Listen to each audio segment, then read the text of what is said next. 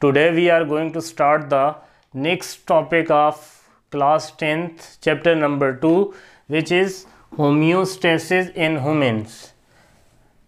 आज हम जो है वो टॉपिक जो पढ़ेंगे वो है जी होम्योस्टेसिस इन ह्यूमन, इंसान में होम्योस्टेसिस का अमल। तो होम्योस्टेसिस को हम डिटेल से डिस्कस कर चुके हैं कि होम्योस्टेसिस एक ऐसा अमल है, एक ऐसा किसी भी ऑर्गेनिज़म्स की, किसी भी जानदार की वो सलाहियत है जिसके ज़रिए वो क्या करता है, अपनी अंदरूनी जो उसकी हालात हैं, अंदरूनी जो कंडीशंस हैं, उनको वो क्या रखता है जी, बरकरार रखता है। अपने अंदरूनी दर्जा हरारत को, अंदरूनी जो मेटाबॉलिक वेस्ट हैं, जो बेकार अखराजी जो मादे हैं, उनकी एक ख़ास मकदार को, इसी तरह पानी और नमकियात की मकदार को, तो इन तमाम चीज़ों का इंसानी जिस्म के अंदर बरकरार रहना ये क्या कहलाता है जी, होम्योस्टेसिस कहलाता है। तो वही डेफिनेशन है कि maintenance of internal body conditions regardless of the changing external environmental condition is called homeostasis. जिस्म के अंदरूनी जो कंडीशंस हैं उनका हमेशा के लिए बरकरार रहना, बजाय इसके कि जो बैरूनी माहौलियाती जो हालात होते हैं वो मुसलसल और लगातार क्या होते हैं जी, तब्दील होते हैं। तो in case of humans there are certain organs, इंसान के अंदर बाज़ मखसूस अज़ा हैं जो कि होम्योस्टेसिस में बहुत इम्पॉर्टेंट किरदार अदा करते हैं। उनमें से सबसे पहला जो ऑर्गन है वो क्या है जी, स्किन। स्किन भी होम्योस्टेसिस में इम्पॉर्टेंट किरदार अदा करती है। फिर अगर हम बात करें तो लंग्स जो हैं ह्यूमन्स के अंदर, ये भी होम्योस्टेसिस में इंतहाई इम्पॉर्टेंट किरदार अदा करते हैं। और नंबर 3 पे हमारे पास जो है वो क्या है जी, किडनीज़। तो ये वो ऑर्गन्स हैं जो कि बराह रास्त क्या करते हैं जी, होम्योस्टेसिस के प्रोसेस में हेल्प करते हैं।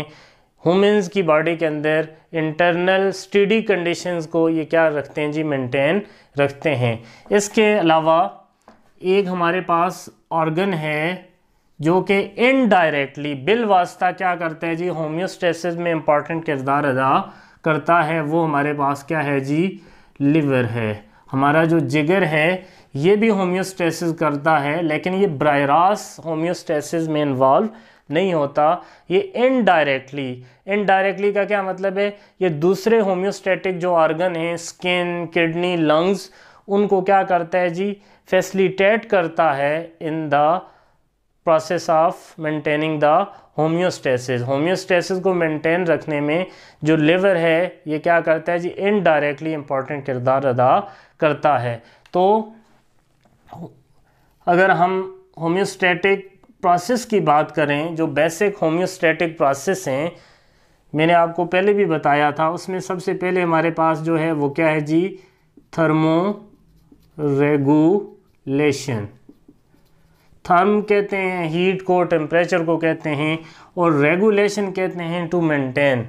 तो ये क्या है, ये वो होम्योस्टेटिक प्रोसेस है जिसके दौरान जो वार्म ब्लडेड एनिमल्स होते हैं उनका जो बॉडी टेम्परेचर होता है वो एक स्पेसिफिक पॉइंट के अंदर क्या रहता है जी, मेंटेन रहता है। अगर हम मैमल्स की बात करें इंक्लूडिंग ह्यूमन बीइंग, तो इनका जो बॉडी टेम्परेचर है वो 35 सेल्सियस से लेकर 37 डिग्री सेल्सियस तक मेंटेन रहता है, मैमल्स की अगर हम बात करें। इसी तरह बर्ड्स जो हैं वो भी वार्म ब्लडेड एनिमल्स हैं। वार्म ब्लडेड एनिमल्स वो एनिमल्स होते हैं जिनके अंदर क्या होता है जी, प्रोसेस ऑफ थर्मो रेगुलेशन होती है।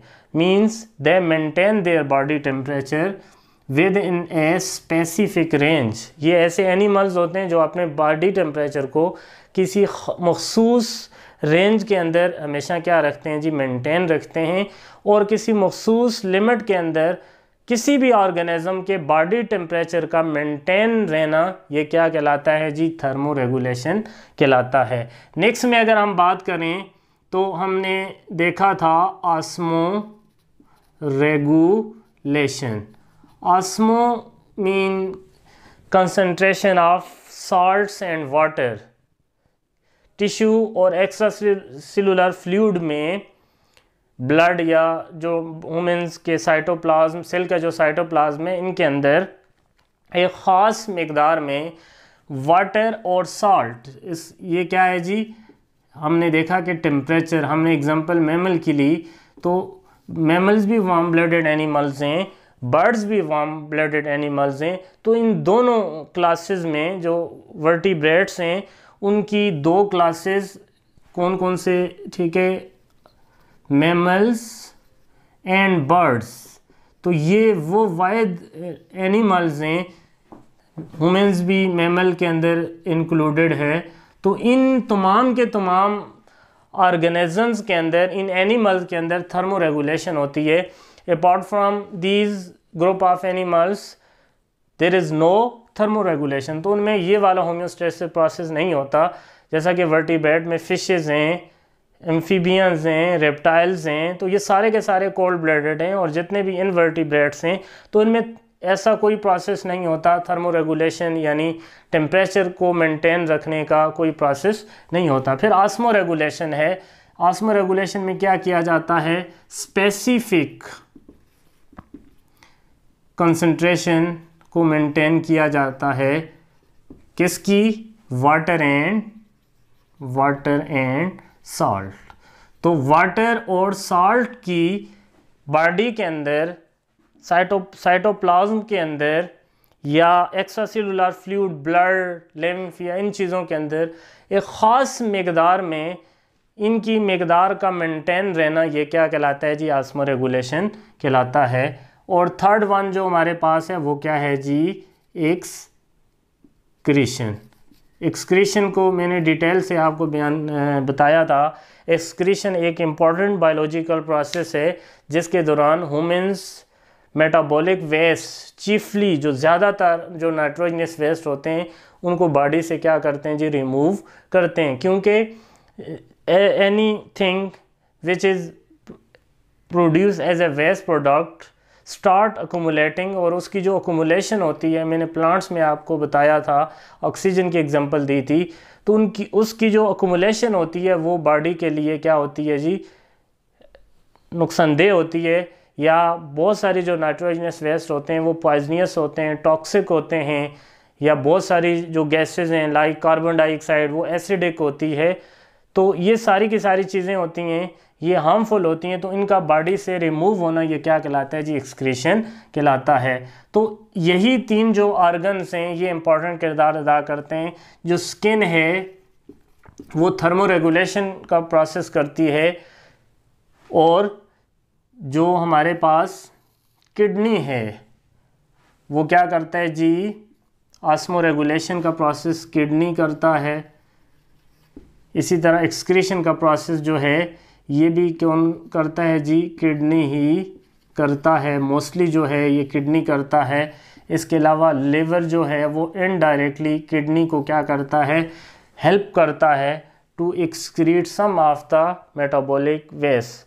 For example whenever the RBC are broken, उसमें जो हीमोग्लोबिन होती है, लिवर उसको क्या करता है जी, उसको डिफरेंट पिगमेंट्स के अंदर ब्रेक कर देता है, और इस तरह किडनी को हेल्प करता है to remove such type of the nitrogenous waste. इसके अलावा एक तो ये क्या करता है जी, हीमोग्लोबिन को क्या करता है जी, ब्रेक करता है, और उससे बनने वाले नाइट्रोजनियस जो वेस्ट होते हैं, क्रिएटिनिन या इस तरह की जो चीज़ें होती हैं, बाइलरोबिन, या इसको इजीली क्या करता है जी, किडनी रिमूव कर देता है। और दूसरा जो इम्पोर्टेंट लिवर का किरदार है, ये क्या करता है जी, अमोनिया को कन्वर्ट करता है यूरिया में। Ammonia is very much toxic, ये बहुत ज़्यादा टॉक्सिक है, और एक ग्राम नाइट्रोजनियस वेस्ट को अमोनिया की सूरत में एक्सक्रीट करने के लिए हमें फिर 5 मिलीलीटर वाटर चाहिए, यानी ½ लीटर हमें वाटर चाहिए। तो it is a very very large amount of water to excrete just a single gram of nitrogenous waste in the form of ammonia. अब what is the importance of liver as a excretory organs? Here liver convert the ammonia through the process of deaminations into very much less toxic, only 10 milliliter water is required to excrete 1 gram of nitrogenous waste in the form of urea. So you can, how much less toxic urea as compared to ammonia need 500 milliliter water for its 1 gram removal, while urea need only 10 milliliter of water to remove 1 gram of nitrogenous waste in the form of urea. So liver here indirectly facilitate the kidney to remove the nitrogenous waste by converting it from very much toxic form ammonia into least toxic substance urea, so that the kidney can easily remove the nitrogenous waste in the form of urine with a very negligible amount of water loss. So that is the processes, homeostatic processes, and the organs which play their role in these homeostatic processes. Once more I repeat, एक बार फिर मैं इसको दोहराता हूँ. Thermoregulation is the process which is perform by the skin. Human की जो skin है, बाकी जो मैमल्स या बर्ड्स हैं, उनकी जो स्किन है ये क्या करती है जी, थर्मोरेगुलेशन का प्रोसेस करती है. स्वेट ग्लैंड होते हैं, सेबेशियस ग्लैंड्स होते हैं, हेयर्स फॉलिकल होते हैं. तो ये सारी की सारी चीज़ें जो हैं ये क्या करती हैं जी, थर्मोरेगुलेशन का प्रोसेस करती हैं. फिर ऑस्मोरेगुलेशन एक बहुत इंपॉर्टेंट होम्योस्टैटिक प्रोसेस है कि ह्यूमन और बाकी जो एनिमल्स हैं उनकी बॉडी के अंदर एक स्पेसिफिक अमाउंट में हमारे पास वाटर और साल्ट की जो कंसंट्रेशन है उसको बरकरार रखना होता है. ये जो कंसंट्रेशन है अगर ये कम या ज़्यादा हो जाए तो इससे ह्यूमन और बाकी एनिमल की बॉडी बुरी तरह मुतासर होती है. तो यहाँ पे किडनी जो है ये ऑस्मो रेगुलेशन करता है. ये कैसे ऑस्मो रेगुलेशन करता है हम इसको डिटेल से देखेंगे. फिर एक्सक्रीशन एक बहुत इंपॉर्टेंट है कि बॉडी के अंदर ए नंबर ऑफ मेटाबॉलिक जो बायोकेमिकल रिएक्शंस हैं वो रोज़ाना की बेस पे होते हैं. तो उसके दौरान बहुत सारी जो चीज़ें होती हैं वो मेटाबॉलिक वेस्ट के तौर पे बनती हैं. Means these are those product which are formed in a metabolic reaction. They are not used, they are not assimilated with in the cells, thus they start अकुमुलेटिंग. और उसकी जो अकुमुलेशंस होती है उसके बहुत एडवर्स इफेक्ट होते हैं. तो they must be remove from the body. So excretion is a process perform by the kidney in which the nitrogenous waste are excreted from the body. इसके अलावा जो lungs हैं ये भी excretion का काम करते हैं. ये respiration जो है उसके दौरान बनने वाली जो कार्बन डाइऑक्साइड और किसी हद तक जो वाटर वेपर्स होते हैं उनको ये क्या करती है जी, हमारी बॉडी से क्या करती है, एयर के अंदर रिमूव करती है. तो ये तो इंट्रोडक्शन था ह्यूमन के अंदर होम्योस्टेसिस का. अब हम ज़रा देखते हैं, सबसे पहले हम लंग्स को देखते हैं कि what are the function of lungs in homeostasis, या आप यूँ भी कह सकते हो how lungs play their roles in the steady internal conditions, in the maintenance of steady internal condition in human body.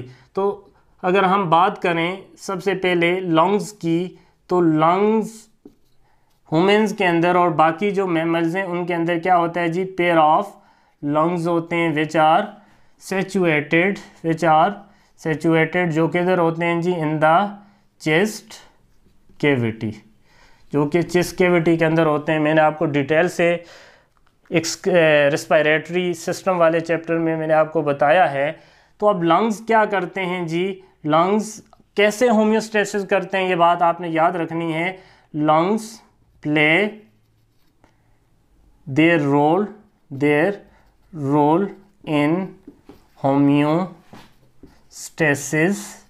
Bye क्या करते हैं जी, excreting the metabolic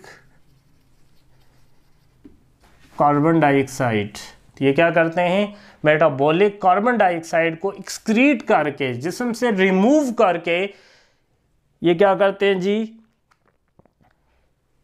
homeostasis maintain रखते हैं। अब हम ज़रा ये देखते हैं कि why it is necessary to remove the carbon dioxide from the body. Homeostasis है तो एक्सक्रीशन, तो आपको मैंने एक्सक्रीशन में बताया था कि बहुत सारे जो मेटाबॉलिक वेस्ट होते हैं उनका बॉडी से रिमूव होना ये ज़रूरी होता है, क्योंकि उनकी एक ख़ास टॉलरेबल रेंज होती है। अगर उसकी कंसंट्रेशन उस रेंज से बढ़ जाए तो इसका बॉडी पे बहुत ज़्यादा बुरा असर मरतब होता है। अब कार्बन डाइऑक्साइड इज़ रीडली सलेबल होती है, ये बहुत ज़्यादा सलेबल होती है किसके अंदर जी, प्लाज्मा के अंदर। जब ये सलेबल होती है तो ये क्या बना देती है, कार्बोनिक एसिड। तो इससे क्या होता है कि आपके जो ब्लड होता है, ब्लड, और ये ब्लड फिर जिन टिश्यू तक जाता है वो सारे के सारे उनकी जो कंडीशंस होती है वो क्या हो जाती है जी, एसिडिक हो जाती है। तो ये क्या करती है, if it is not removed, if it is not excreted by the lungs and get accumulating in the blood and tissue, it made the, ये क्या करती है, ये बना देती है, ये खून और जो बाफ्तें होती हैं उनको क्या कर देती है, एसिडिक कर देती है, उसकी एसिडिटी को बढ़ा देती है, एसिडिटी को क्या कर देती है, इंक्रीज़ कर देती है, और इससे ब्लड जो होता है वो अपने जो फंक्शंस होते हैं उनको परफॉर्म करना क्या कर देता है जी, खो देता है। इस तरह ये होता है कि खून जिसके बहुत सारे फंक्शंस होते हैं ये क्या करता है, अपने फंक्शन को खो देता है। इसी तरह सेल की जो पीएच है वो भी क्या होती है जी, कम हो जाती है, मतलब सेल के अंदर जो एनवायरनमेंट होता है वो भी एसिडिक हो जाता है। अब इससे होता क्या है कि जो एंजाइम्स होते हैं जिनको वर्कर कहा जाता है मेटाबॉलिज्म में, ये सारे के सारे मेटाबॉलिक रिएक्शंस को यही परफॉर्म करते हैं। They are also sensitive to any change in the pH. तो पीएच जब कम होने लगती है, मतलब एसिडिटी बढ़ती है, एसिडिक एनवायरनमेंट होता है, तो एंजाइम की जो एक्टिविटी है वो भी क्या हो जाती है जी, स्लोअर हो जाती है। और एक वक्त आता है एक ख़ास पीएच टॉलरेबल रेंज से जब पीएच डिक्रीज़ होती है तो एंजाइम्स क्या हो जाती हैं जी, डीनेचर हो जाती हैं। तो यूँ इंसान की मौत वाक़या भी हो सकती है। तो ठीक है, अब आपको समझ आई होगी कि भाई लंग्स क्यों ज़रूरी हैं। ठीक है, what is the major function of lungs. तो लंग्स क्या करते हैं, होम्योस्टेसिस में इंपॉर्टेंट किरदार अदा करते हैं। क्या करते हैं, they excrete the carbon dioxide which is formed as a waste product during the process of respiration। अब respiration तो बहुत ज़रूरी है। आपने देखा होगा कि जो कुछ हम खाते हैं वो एनर्जी की वो फॉर्म होती है जिसको बराह रास्त सेल यूज़ नहीं कर सकते। मतलब वट एवर वी ईट, ठीक है, कार्बोहाइड्रेट जो कि ब्लड के अंदर शामिल नहीं हो सकता, तो first of all it is digested, then it is absorbed into the blood transported to the cell, but cell can't use the glucose this chemical energy directly for its metabolic activities. So first of all it must be broken down into a form of energy which is called ATP. So all the living cells need to carry on the process of respiration without any break। तो ये process हर वक्त होता है, हर एक second में होता है। तो इस दौरान एटीपी की फॉर्म में एनर्जी रिलीज होती है, and this is the only form of energy which is utilized by the living cells. इसकी एग्जांपल ये है, देखो जो बाइक होता है उसके वो पेट्रोल को एनर्जी के तौर पे यूज़ करता है to generate the force which is used to run the या मूव द व्हील। इसी तरह अगर हम बाज़ गाड़ियों की बात करें तो वो डीजल पे, ठीक है। तो हर एक जो इन्वायरमेंट होता है या हर एक जो क्या होता है जी मशीनरी होती है उसको एक ख़ास किस्म की किसकी ज़रूरत होती है जी, फॉर्म ऑफ एनर्जी की ज़रूरत होती है। तो cell need energy in the form of ATP. तो from where the ATP is generated, there is only one source of ATP generation, that is respiration. तो रेस्पिरेशन में एटीपी तो बनता है लेकिन साथ में क्या बनता है जी, carbon dioxide as a waste product बनती है, जो कि अभी मैंने आपको बताया है प्लाज्मा के अंदर सॉल्युबल होकर कार्बोनिक एसिड बना देती है, जिससे ब्लड और टिश्यू की एसिडिटी यानी पीएच कम हो जाती है, जो कि बहुत ज़्यादा नुकसानदेह है। इस तरह ब्लड जो है वो अपने प्रॉपर फंक्शन को लूज़ कर देता है। सेल लेवल पर एसिडिक एनवायरनमेंट से एंजाइम की जो एक्टिविटी है वो कम हो सकती है। तो that is why the lungs play their role in homeostasis by excreting all the waste carbon dioxide which is formed during the process of respirations. So I think you have got it. Next में जो हमारे पास है जी, वो हम देखेंगे role of skin as a homeostatic organ. अब हम देखेंगे कि how skin play their role in the process of homeostasis. Second one जो है हमारे पास वो क्या है जी, skin as a homeostatic organ. तो सबसे पहले हम देखते हैं कि what is the role of, ये मैं आपको पहले भी बता चुका हूँ, skin in the homeostasis. The skin of humans and other mammals and birds play important role in the process of thermoregulation, and you people have become familiar with the terms thermoregulation. ये काफ़ी दफ़ा मैंने repeat की है। Therm कहते हैं heat temperature को, regulation कहते हैं मेंटेनेंस को। तो maintenance of a specific range of temperature with in the body of a warm blooded animal is called thermoregulation. एक वार्म ब्लडेड एनिमल की बॉडी के अंदर एक ख़ास रेंज में टेम्परेचर का मेंटेन रहना, ये क्या कहलाता है जी, थर्मोरेगुलेशन कहलाता है। बजाय इसके, बरक्स इसके कि जो सराउंडिंग का जो टेम्परेचर है, जो इन्वायरमेंटल टेम्परेचर है, वो रेगुलरली क्या करता है जी, फ्लैक्चुएट होता है with day and night, with season two season, with climate. तो वो मौसम से मौसम, दिन रात, हर वक्त मुसलसल मतलब लगातार मुसलसल क्या होता है जी, तब्दील होता रहता है। लेकिन जो वार्म ब्लडेड एनिमल्स होते हैं, वार्म ब्लडेड एनिमल्स, तो it is only limited to warm blooded animals. तो वार्म ब्लडेड एनिमल्स में मैंने आपको पहले भी बताया है, हमारे पास मैमल्स प्लस बर्ड्स। तो this process is only confined to warm blooded animals.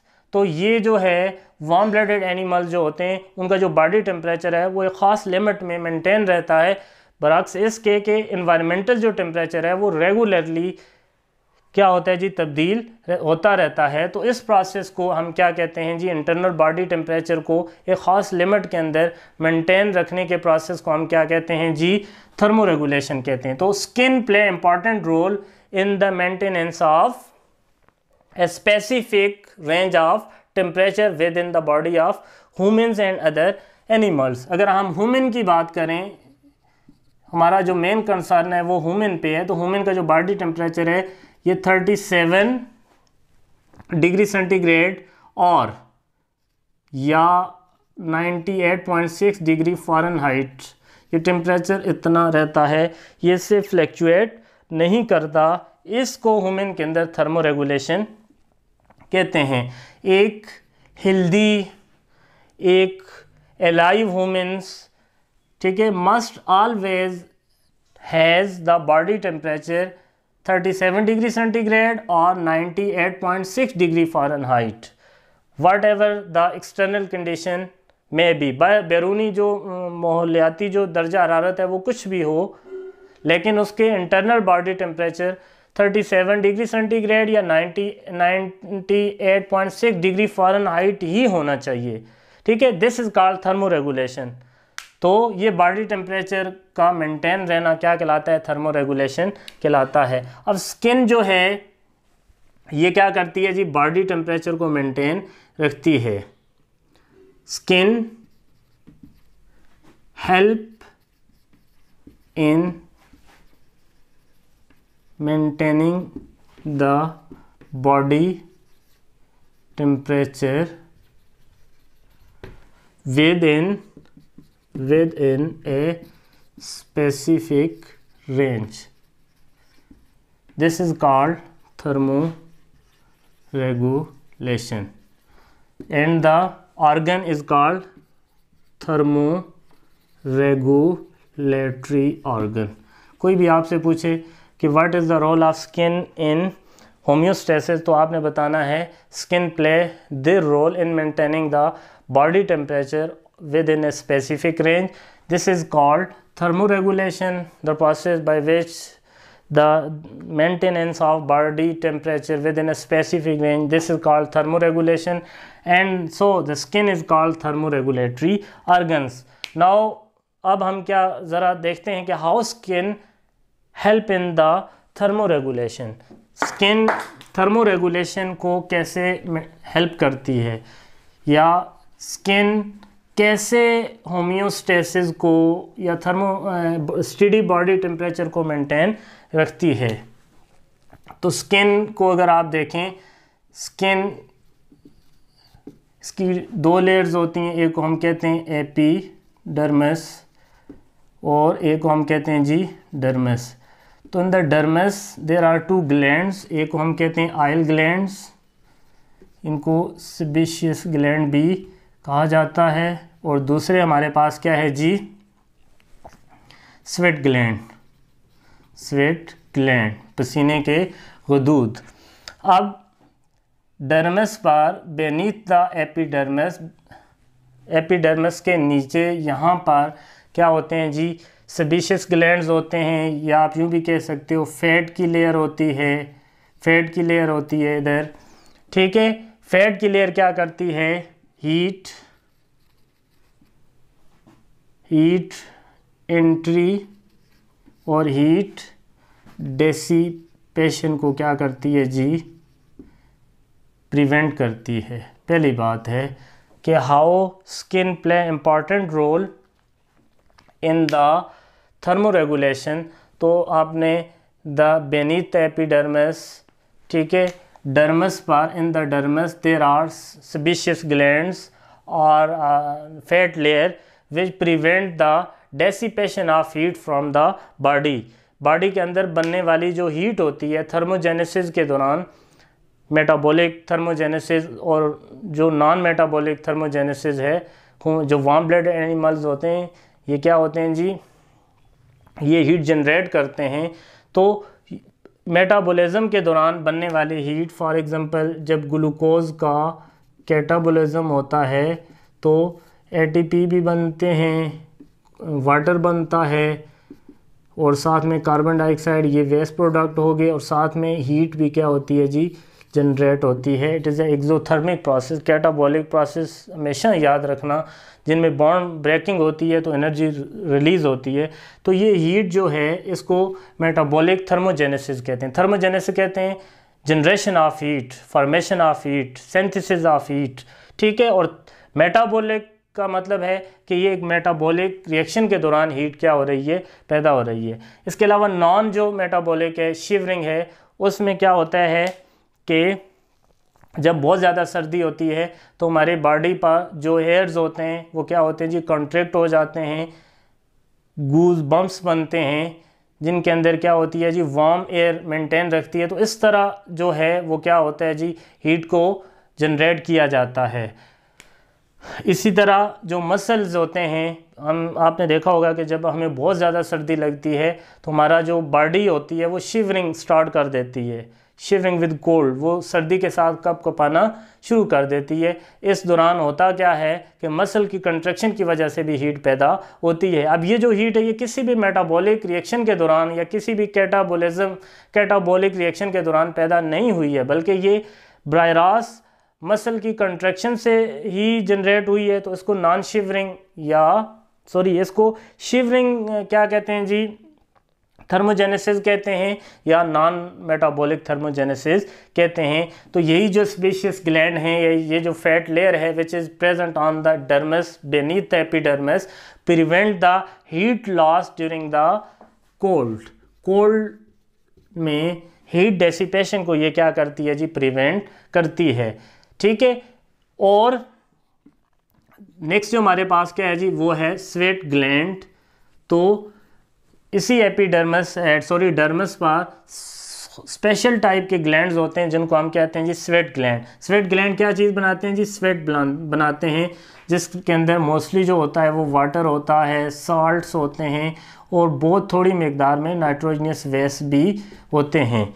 इस लिहाज से हम स्किन को किसी हद तक हम एक्सक्रीटरी ऑर्गन भी कह सकते हैं, लेकिन ये इतनी कम मकदार में एक्सक्रीशन करती है कि इसको negligible it is not considerable, इसको हम कंसीडर नहीं कर सकते और इसका जो एक्सक्रीटरी फंक्शन है वो नेग्लिजिबल है और हम मेजर एक्सक्रीटरी ऑर्गन सिर्फ और सिर्फ लंग्स और किडनी को ही कह सकते हैं।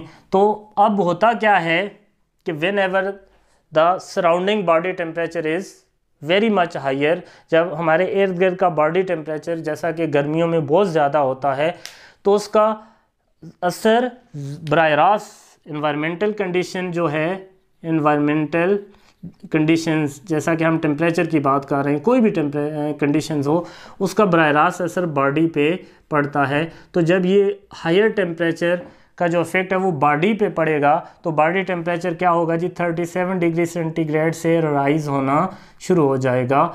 तो अब होगा क्या, ऐसा हो नहीं सकता क्योंकि वुमेन्स वार्म ब्लडेड एनिमल्स हैं, बर्ड्स और मैमल बाकी जितने भी वार्म ब्लडेड एनिमल्स हैं इनमें टेम्परेचर बॉडी टेम्परेचर हमेशा मेंटेन रहेगा। अब होगा क्या कि जो ही बॉडी टेम्परेचर 37.1 या इससे आगे होगा, जो हाइपोथैलेमस होगा, hypothalamus is a part of brain which have set point जहाँ पर क्या होता है जी, टेम्परेचर का एक सेट पॉइंट होता है, एक ख़ास नुक्ता होता है।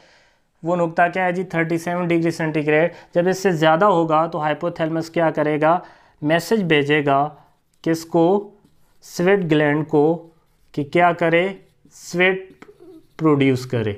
अब स्वेट के दौरान होगा क्या कि जो एक्स्ट्रा हीट होगी, जो ज़ायद हीट होगी वो यूज़ कर ली जाएगी in converting the water into vapours. तो ये आपने ये बात याद रखनी है कि as soon as the body temperature increases from the set point या increases from the optimum temperature, the hypothalamus detect that change within the body and it send messages to sweat gland, and what would do the sweat gland क्या करेगा, it use the extra heat, जो 37 degree centigrade से ज़ायद जो heat है जो कि surrounding से inter हुई है, ये क्या करेगा, उसको यूज़ करेगा किस में, वाटर को वेपर में कन्वर्ट करने के लिए। एक बात आपने केमिस्ट्री में पढ़ी होगी कि water has very much high value of specific heat capacity. Water की स्पेसिफिक हीट कैपेसिटी जो होती है वो बहुत ज़्यादा होती है। इसका क्या मतलब है कि 1 ग्राम वाटर के टेम्परेचर को 1 डिग्री सेंटीग्रेड बढ़ाने तक हमें बहुत ज़्यादा मकदार में एनर्जी चाहिए होती है। इसी तरह 1 ग्राम वाटर के टेम्परेचर को 1 डिग्री सेंटीग्रेड कम करने के लिए हमें बहुत बड़ी मकदार में हीट लॉस करना पड़ता है। तो वाटर की हीट कैपेसिटी बहुत ज़्यादा है, तो जो एक्स्ट्रा हीट होती है उसको यूज़ किया जाता है, किस में यूज़ किया जाता है, to convert the water molecule into vapours. ठीक है, या आप यूं भी कह सकते हो कि हीट जो टेम्परेचर है it is directly proportional to kinetic energy. Water liquid के जो मॉलिक्यूल्स होते हैं ना उनके दरमियान इंटर मॉलिक्यूलर फोर्सेस बहुत ज़्यादा होती हैं, वो एक दूसरे के करीब होते हैं। तो इनको गैस स्टेट तक या वेपर स्टेट तक लाने के लिए आपको कोई ऐसी फोर्स चाहिए जो इनकी इंटर मॉलिक्यूलर फोर्सेस को क्या करे, ओवरकम करे, और ताकि एक दूसरे से दूर हो जाए, इंटर मॉलिक्यूलर जो डिस्टेंस है वो उनका बढ़ जाए।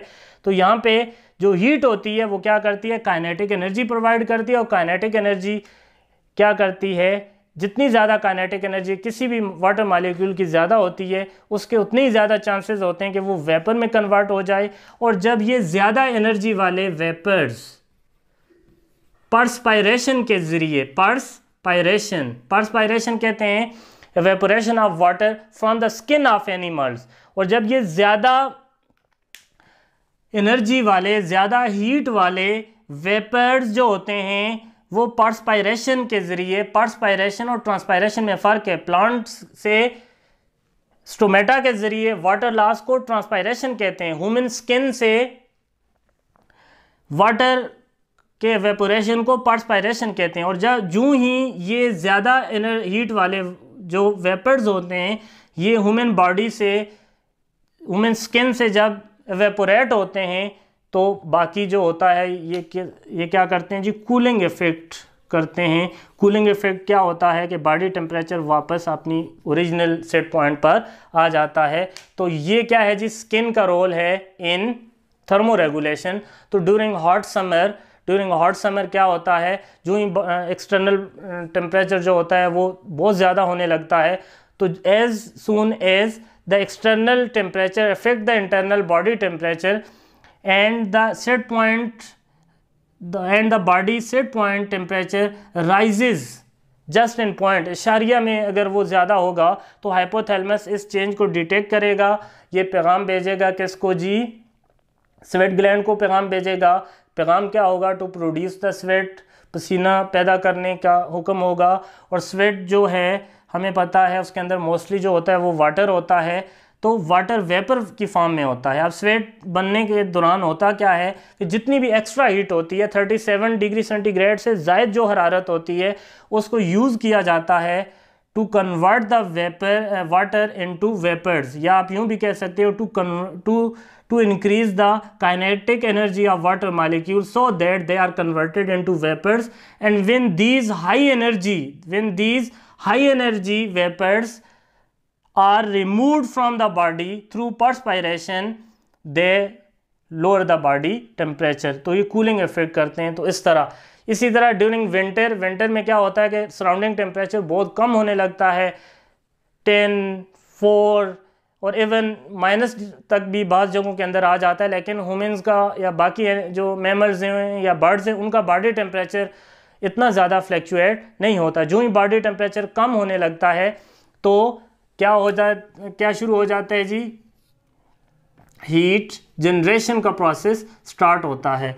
बॉडी टेम्परेचर ज़्यादा होने लगे तो हीट लॉस, मैंने अभी आपको बताया, extra heat is used to convert the water into vapour. और जब ये ज़्यादा एनर्जी वाले वेपर बॉडी से रिमूव होते हैं तो बॉडी टेम्परेचर वापस नॉर्मल सेट पॉइंट पर आ जाता है। लेकिन विंटर में क्या होता है, एक्सटर्नल टेम्परेचर, बैरूनी जो दर्जा हरारत है वो बहुत ज़्यादा कम होने लगता है, तो बॉडी टेम्परेचर इससे जब इफेक्ट होने लगता है तो अब क्या होगा, अगेन जो हाइपोथैलेमस है जहाँ पे सेट पॉइंट है वो क्या करेगा, पैगाम भेजेगा किसको, जो हेयर फॉलिकल हैं उनको पैगाम भेजेगा, जिससे हेयर जो होंगे वो क्या हो जाएंगे जी, कॉन्ट्रैक्ट हो जाएंगे। ये बात याद रखना, हेयर जब कॉन्ट्रैक्ट होंगे तो वो ठीक है एक बम्प जनरेट होगी जिसको हम कहते हैं जी गूज बम्प्स। इसके अंदर जो वार्म एयर होगी ताकि हीट डेसिपेशन को रोका जा सके। और दूसरा क्या होगा, दूसरा ये होगा कि आपका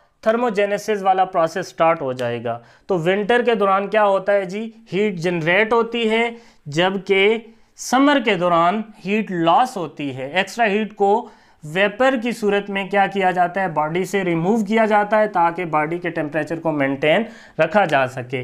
अगर हम इन विंटर की बात करें तो विंटर में क्या होता है जी, थर्मोजेनेसिस का प्रोसेस होता है। क्या होती है जी, हीट जनरेट होती है।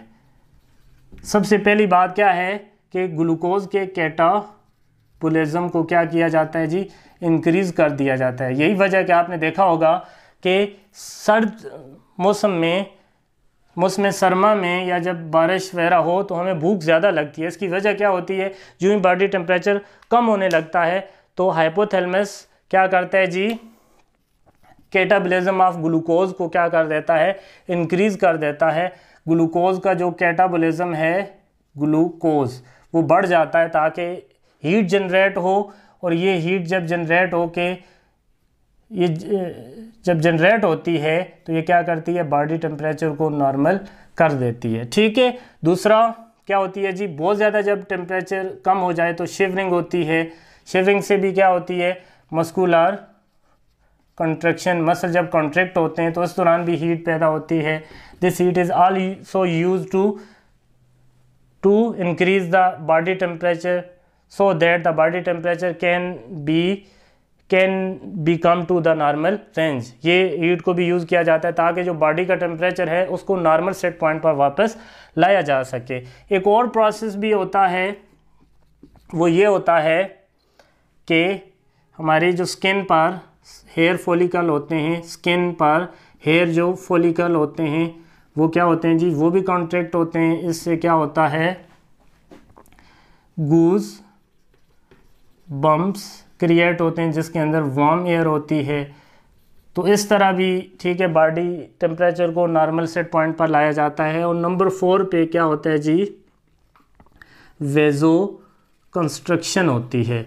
वेजो कहते हैं वेसल को, जो नालियाँ होती हैं आपकी, जो ब्लड वेसल्स होती हैं उनको क्या किया जाता है जी, कॉन्ट्रैक्ट किया जाता है, उनको वो सिकुड़ जाती हैं. इसका फ़ायदा क्या होता है, ताकि सरफेस की तरफ ब्लड फ्लो जो है उसको क्या किया जा सके, रिड्यूस किया जा सके, यूँ क्या किया जा सके,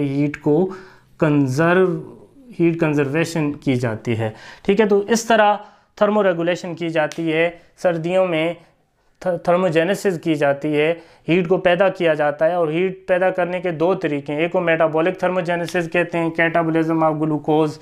जब ये इंक्रीज़ होता है, ज़्यादा हीट पैदा होती है, हीट बॉडी टेम्परेचर को नॉर्मल करती है. शिवरिंग, अगर ठीक है बहुत ही ज़्यादा सर्दी, आपने देखा होगा सर्दियों में जब बारिश वगैरह आपके ऊपर हो जाए या बहुत ज़्यादा आपको सर्दी लग जाए बुखार वगैरह में, तो आपको कपकपी तारी हो जाती है. ये भी असल में ये क्या है, थर्मो रेगुलेशन है कि आपका बॉडी टेम्परेचर स्टिल ठीक है कम है और फिर मस्कुलर कंट्रैक्शन से हीट पैदा होती है और इस हीट को यूज़ करते हुए आपके बॉडी टेम्परेचर को नॉर्मल किया जाता है. फिर हेयर फॉलिकल जो होते हैं वो क्या होते हैं, कॉन्ट्रैक्ट होते हैं. स्किन पे जो बाल होते हैं गूज बम्प्स बनते हैं जिसके अंदर वार्म एयर को मेंटेन रखा जाता है. तो इस तरह हीट को कंजर्व किया जाता है. और एक और इम्पॉर्टेंट है कि वेजो कंस्ट्रक्शन होती है कि खून की नालियाँ जो कि स्किन की ऊपर वाली सतह को ब्लड सप्लाई करती हैं वो कंस्ट्रक्ट हो जाती हैं. यूँ ब्लड की सप्लाई जो सरफेस एरिया है उस तक कम हो जाती है और इस तरह हीट को क्या किया जाता है जी, प्रिवेंट किया जाता है, हीट लॉस को रोका जाता है. अच्छा, अगर हम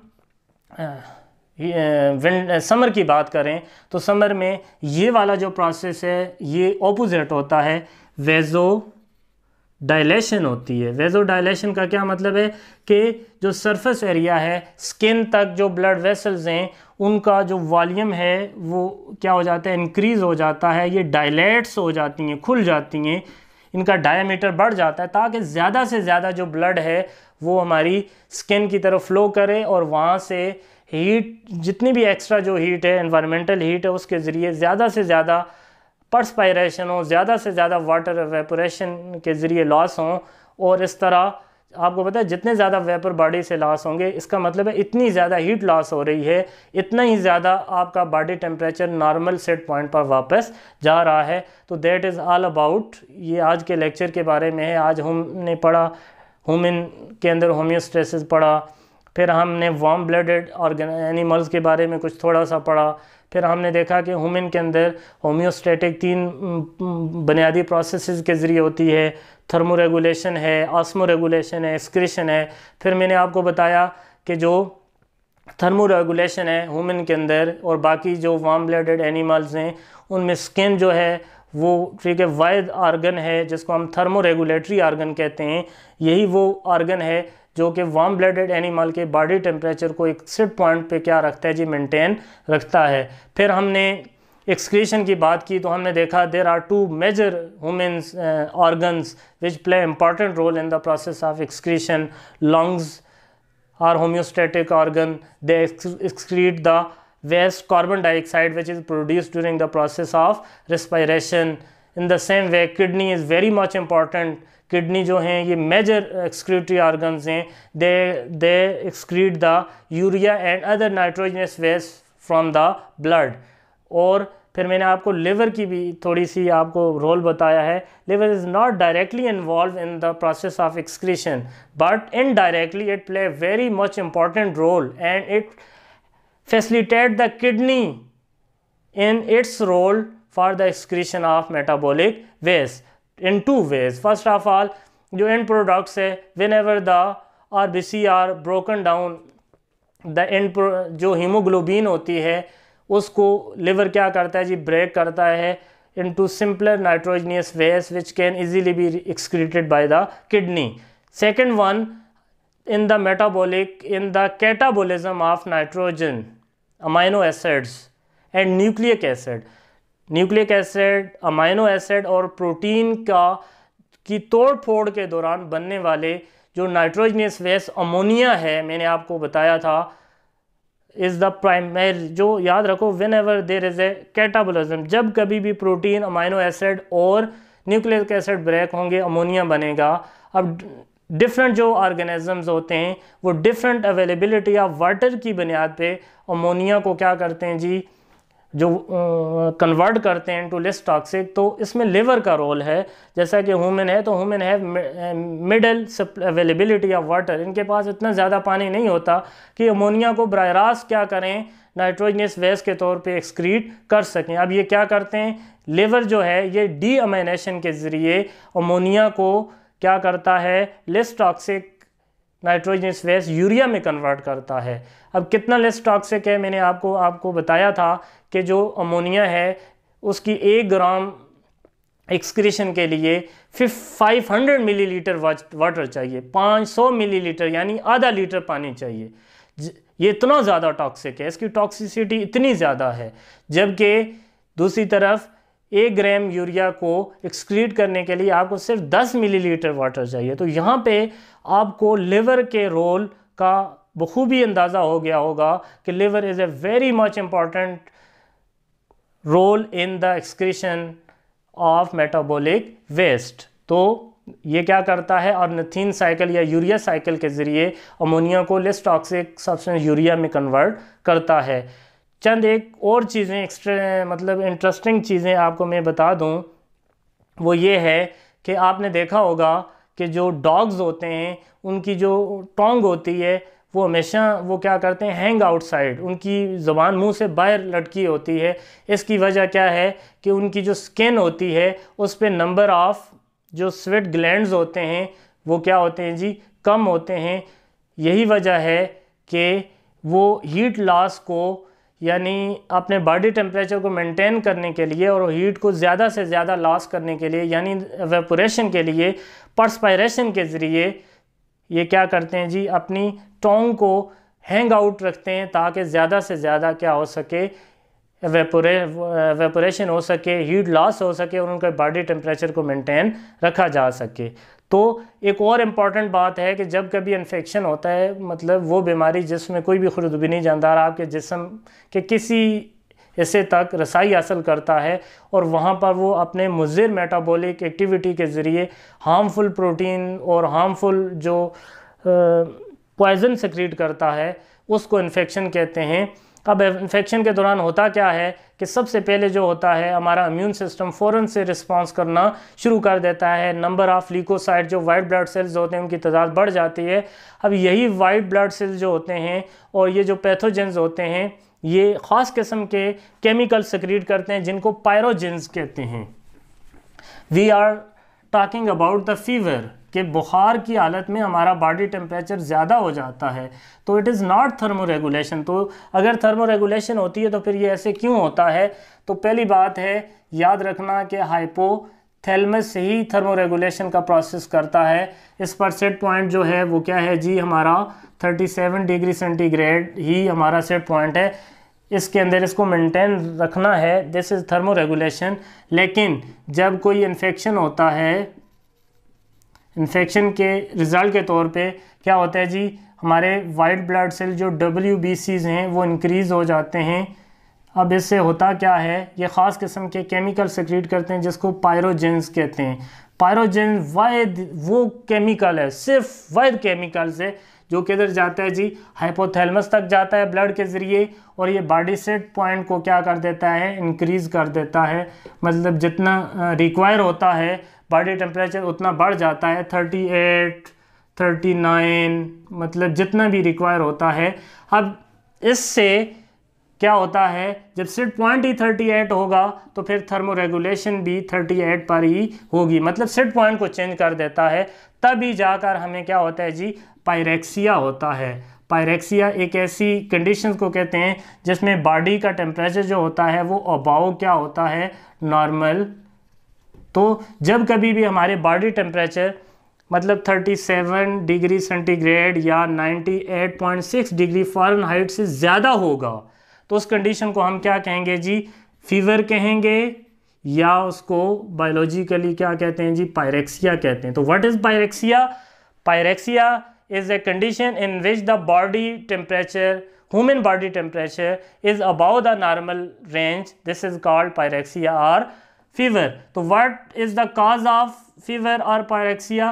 Whenever we are infected with some sort of microbes, तो हमारे वाइट ब्लड सेल बढ़ जाते हैं, they secrete pyrogen. These are the chemical which stimulate the hypothalamus to increase the set point. तो सेट पॉइंट बढ़ेगा तो आपका बॉडी टेम्परेचर बढ़ेगा।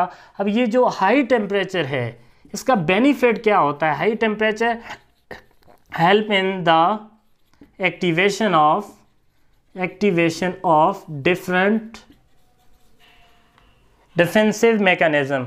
इससे क्या होता है कि आपके जो डिफरेंट डिफेंसिव मैकेनिज्म हैं वो एक्टिव हो जाते हैं, यानी हमारे जो इम्यूनिटी रिस्पांस है वो क्या होता है जी, ज़्यादा होता है, ताकि इस माइक्रोब को ख़त्म किया जा सके। इन्फ्लामेटरी और बाकी जितने भी आपका कम्प्लीमेंट सिस्टम है, मैक्रोफेजेस हैं, बाकी जितने भी इंटरफेरॉन वगैरह हैं वो एक्टिव हो जाती हैं और उस पैथोजेंस को किल करने का या उस इन्फेक्शन से ज़्यादा नुकसान से बचने के लिए हमें क्या होता है जी, ये हेल्पफुल होता है। तो ये पायरेक्सिया है। तो वैसे नॉर्मल कंडीशन में अगर एक ह्यूमन्स को आप फ्रीज भी कर दो तो जब तक वो ज़िंदा रहेगा उसका बॉडी टेम्परेचर 37 ही रहेगा। This is thermo regulation. If a human is burned, अगर वो जलता है तो जब तक वो ज़िंदा है बॉडी टेम्परेचर 37 ही रहेगा। क्यों? क्योंकि वो थर्मो रेगुलेशन करेगा, हीट लॉस करके ज़रिए बॉडी टेम्परेचर को नॉर्मल करता रहेगा, या हीट कंजर्वेशन के ज़रिए या थर्मोजेनेसिस के ज़रिए वो बॉडी टेम्परेचर को नॉर्मल करता रहेगा। लेकिन ये एक एक्सेप्शनल केस है कि जब कोई इन्फेक्शन होता है तो वाइट ब्लड सेल बढ़ते हैं, पायरोजन सेक्रेट होता है, पायरोजन बराह रास्त जाकर सेट पॉइंट को ही चेंज कर देते हैं, तब जाकर हमें डिफरेंट लेवल का क्या होता है जी, डिफरेंट लेवल का हमें फीवर होता है। इस कंडीशन को पायरेक्सिया या फीवर कहते हैं। When the body temperature is above the normal body temperature, this is called pyrexia. And pyrexia और fever have very much important role in activating the defensive mechanism, yeah, increasing the immunity so that the immune system can easily fight against the microbes and escape us from the harmful aspects of that infectious disorder. So that is all about today lecture. This lecture is for the classes of 10th as well as second year. तो second year के जो student हैं वो उनका भी same topic है। तो अगर हम यहाँ पे सेकेंड ईयर का भी चैप्टर नंबर 2 है, चैप्टर नंबर 2 सेकेंड ईयर, और 10th का भी क्या है जी, चैप्टर नंबर 2 है। तो ये दोनों सेम टॉपिक हैं। तो सेकेंड ईयर वाले जो स्टूडेंट हैं वो भी इससे क्या कर सकते हैं जी, कुछ सीख सकते हैं। तो मुझे उम्मीद है आप लोगों को समझ आई होगी। कोई प्रॉब्लम हो, कोई चीज़ समझ ना आई हो तो आप कमेंट्स में मुझसे पूछ सकते हो। Thank you so much for watching me. अल्लाह हाफिज़।